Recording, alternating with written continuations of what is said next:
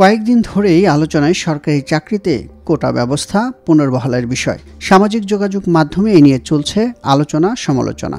ঢাকা বিশ্ববিদ্যালয়, জাহাঙ্গীরনগর বিশ্ববিদ্যালয় সহ বেশ কিছু ক্যাম্পাসে কোটা ব্যবস্থা পুনর্বহালের বিরুদ্ধে মানববন্ধন ও সমাবেশ হচ্ছে।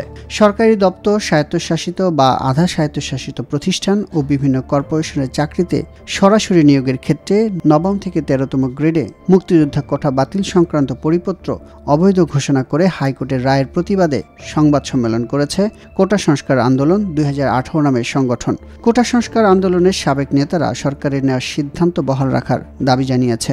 পাশাপাশি কোটা একেবারে বাতিল নয়, বরং সংস্কারের দাবিতেও আন্দোলনে দেখা গিয়েছে শিক্ষার্থীদের। সামাজিক যোগাযোগ মাধ্যমে সংস্কারের দাবিতেও সরব তারা। 2018 সাল পর্যন্ত বাংলাদেশের সরকারি চাকরিতে 56% কোটা প্রচলিত ছিল, যাদের মধ্যে 30% ছিল মুক্তিযোদ্ধার সন্তান এবং এর নাতি নাতনিদের জন্য সংরক্ষিত।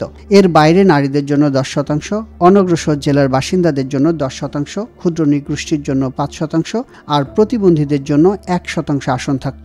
তবে 2018 সাল থেকে ঢাকা বিশ্ববিদ্যালয় সহ বিভিন্ন শিক্ষা প্রতিষ্ঠানে ব্যাপক কোটা বিরোধী আন্দোলন হয়। এর পরিপ্রেক্ষিতে সে বছরই নবম থেকে ত্রয়োদশ গ্রেড পর্যন্ত চাকরির ক্ষেত্রে কোটা ব্যবস্থা পুরোপুরি বাতিল করে সরকার। তবে সম্প্রতি সরকারি নিয়োগের ক্ষেত্রে প্রথম ও দ্বিতীয় শ্রেণীতে মুক্তিযোদ্ধা কোটা পুনর্বহাল করার রায় দিয়েছেন হাইকোর্ট। সামাজিক যোগাযোগ মাধ্যমে এর প্রতিবাদ করছেন অনেকে। কোটা সংস্কার আন্দোলন 2018 নামের সংগঠনের নেতাকর্মীরা সামাজিক যোগাযোগ মাধ্যমে আবারও তৈরি করেছেন কোটা পুনর্বহাল চায়না নামের পাবলিক গ্রুপ। সেখানে যুক্ত আছেন প্রায় 9,000-এর মতো সদস্য।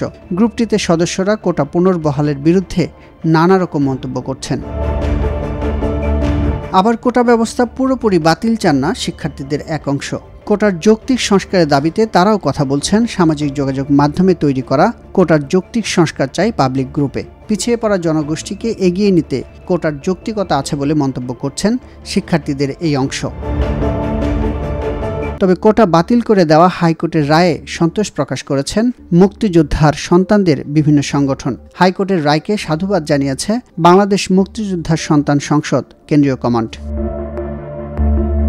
2018 সালের বাতিল হওয়ার পর থেকেই কোটা ব্যবস্থা বহালের দাবিতে আন্দোলনে নামে মুক্তিযোদ্ধা ও তাদের উত্তরাধিকারদের কয়েকটি সংগঠন। মুক্তিযোদ্ধা কোটা পুনর্বহাল না হওয়া পর্যন্ত আন্দোলন চালিয়ে যাওয়ার ঘোষণাও দিয়েছিলেন তারা। আর মুক্তিযোদ্ধা কোটা চালু করে হাইকোর্টের রায় আপিল বিভাগের মাধ্যমে স্থগিত করতে রাষ্ট্রপক্ষ যাতে উদ্যোগ নেয় সে দাবি জানিয়েছে কোটা সংস্কারের দাবিতে থাকা শিক্ষার্থীরা।